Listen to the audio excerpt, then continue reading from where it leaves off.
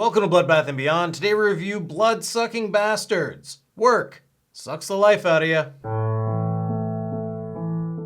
Directed by Brian James O'Connell, starring Fran Kranz, Pedro Pascal, Tim Kern, Emma Fitzpatrick, and Justin Ware. This movie's about a group of friends who work at like a place that just sells bullshit products. Oh, is that the bigger dick thing? Pill? Natural male enhancement, yeah. It totally works. I heard it turns your junk green. Unfortunately, the company isn't doing too hot, so they hire a new sales manager who happens to be a vampire and starts turning people into the undead. This is a BBC recommendation, the Bloodbath Baller Club from Mr. Deke himself. Recommended this ages ago, and then we really put this whole thing aside for a bit. And now we've got like 30 videos we need to make, and here we are. Reviewing Bloodsucking Bastards, something me and Trev actually did when it was first recommended, and then we lost the episode, and then I didn't want to watch it again until now. And I'm glad we watched it again. What do we like? Fran Kranz is so good. He's just a great guy. We like him in Cabin in the Woods and You Might Be the Killer. And here he's just a friend who happens to be in charge of his other friends, and they don't give a fuck about him. Because what's better than having your best friend as your boss? Yeah. Nothing. Yeah. I mean, I would have gotten away with everything. I've been in a very similar situation when my buddy Dave was my boss. We would just play magic cards for hours and nobody even questioned it. And so I can really relate to the characters, and I empathize or sympathize a little bit with Evan. Please get your phone, it's ringing off the hook, man. Oh, probably one of my man-like 15 female suitors. Your suitors are man-like. No, I mean man-like man. Not man-like man-like. Like, man-like. I really like Joey Kern as Tim, which was Evan's best friend. A lot of the humor in this film kind of revolved around him because of his carefree attitude. And I liked the ongoing gag that they had of how he tells stories, where he just leaves all the important details out and then comes back and tells the story in full, and you see it over and over again. I thought that gag was hilarious. All the chemistry between everybody seemed cool as well. Like, I believe that they were friends. They're ragging on each other all the time. They're making fun of each other. But at the end of the day, you also have, for example, Tim sticking up for Evan when it comes to his relationship with Amanda. And I liked Amanda as well. She's head of HR, which we all know is problematic when you have a group of these guys around talking shit, especially when she's banging one of the guys at work. For head of HR, you look fucking sexy. Too kind. The interaction between her and the rest of the group is great because there's some friction and she knows what's going on. She's not oblivious to these idiots thinking they're being sneaky around her. This is a corporate break room. Since we just have a business relationship, then whatever it is that you need to say to me, you can say in front of all of our business associates, right? The comedy was really good in this film, and it presents itself well as a horror comedy because one of the drawing points where the two genres meet is where the vampires actually explode. It's hilarious and filled with tons of blood. I do like how they figured out the lore of the vampires. Wikipedia, watch a couple YouTube videos, you know how it is.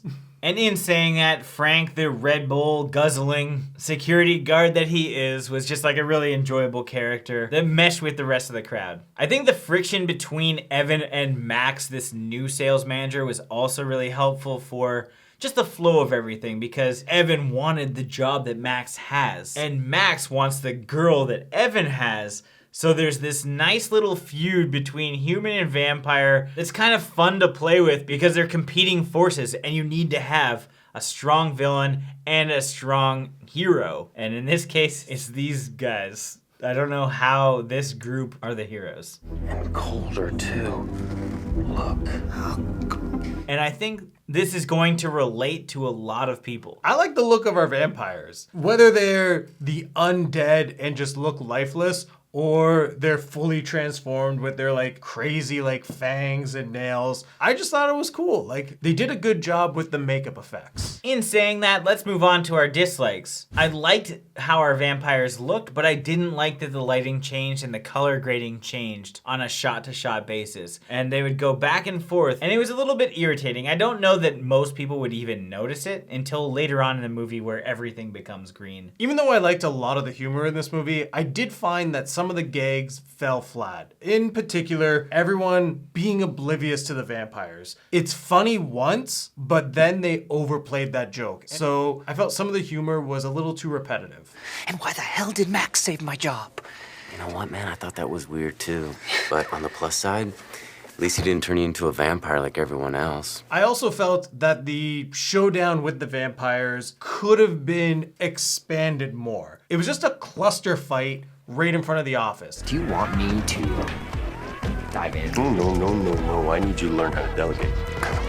But we didn't really have those traditional one-on-one showdowns. We didn't have them utilizing this whole office space to do like hilarious vampire kills. And I think that was a missed opportunity. They could have been going all over the place with like photocopier deaths, phone deaths, stapler deaths. Everyone knows Office Space. Why didn't we have a stapler death? They were set up for success because they built the environment properly. We had the characters, we had the different departments that were going to compete against each other, and it came down to the fight. And it was just like a brawl with unknown vampires as well. It's like, we didn't even know any of these people. Sure, there were a couple, like Eileen was there, and somebody else was here, but there was no big baddie of the situation other than Max, of course. And there was nothing that interesting or innovative for an office setting. And so there's so many parallels to Office Space already. You may as well have just had little one-off showdowns to have fun and interesting kills. This is the same complaint that I think we had with Cooties, where it was zombies in a school. It's like, this was a unique concept that they underutilized when it came to the kills. And the same thing happened here. One of the big jokes was Evan losing his office and having to share a desk with a printer. You gotta be fucking kidding me. This is my desk now? Well, officially, it's still the photo printer's desk. But you can share it.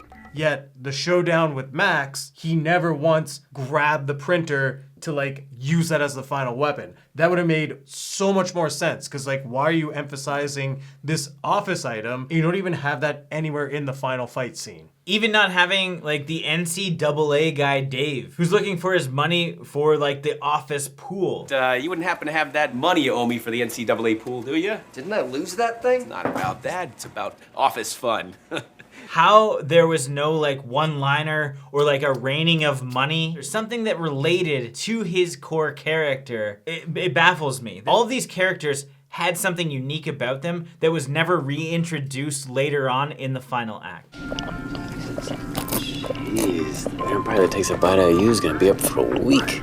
There's a lot of things here that basically write themselves, which unfortunately just didn't exist. Now it's time for our final thoughts and ratings. Bloodsucking Bastards is a pretty fun time. While it was better the second time I watched it, it's still not the best movie, but I did really enjoy a lot of our characters. I think everybody did a great job acting, and the office environment is relatable. Adding vampires into the mix with blood and gore is great. However, I do think that they underutilized a lot of the aspects of the characters that they built up. The confrontations that we would expect as an audience weren't there, and neither were the payoffs, unfortunately. At the end of the day, I think it's worth watching, although I'm sure somebody will come through and make a better Office Space style horror film. So I'm gonna give this 2.5 jugglers juggling out of 5. Bloodsucking Bastards is a good concept for a movie. Anything that takes place in like a work setting where you can add horror elements is a lot of fun. The problem with this film is it doesn't utilize its potential. However, the film is very entertaining. I enjoyed all of our characters. I thought the chemistry was great on screen. You will have a fun time watching this movie because you can't take it serious. It is more comedy than it is horror,